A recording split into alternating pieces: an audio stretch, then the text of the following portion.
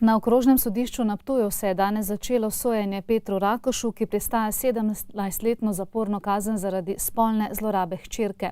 Tokrat tožilstvo Rakušu očita zlorabo še drugih dveh hčera, pri starejši pa še kaznivo dejanje posilstva. Zaradi osebne zaščite oškodovank in družine je sodišče sojenje zaprlo za javnost. Čeprav je Rakuša zahteval izločitev sodnice in senata, je sodišče obtoženca danes le zaslišalo. Sojenje se nadaljuje prihodnji torek.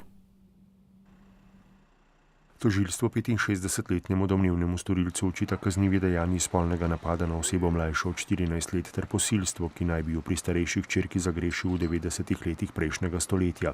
Žrtev spolnega napada pa naj bi bila tudi najmlajša, danes še vedno mladoletna hči. Pričakujem, da bo proces čim krajši zaradi škode, ki nastaja družini. Vedeti treba, da seveda z vsakim obnavljanjem te zgodbe pač seveda družina utrpi določene posledice. Zato pričakuje, da se bo proces čim hitreje zaključil.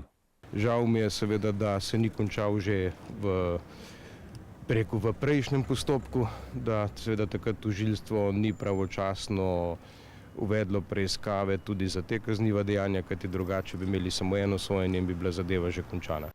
Obtoženi, ki izločitvi javnosti na glavni obravnavi ni nasprotoval, pa je zahteval izločitev sodnice in senata.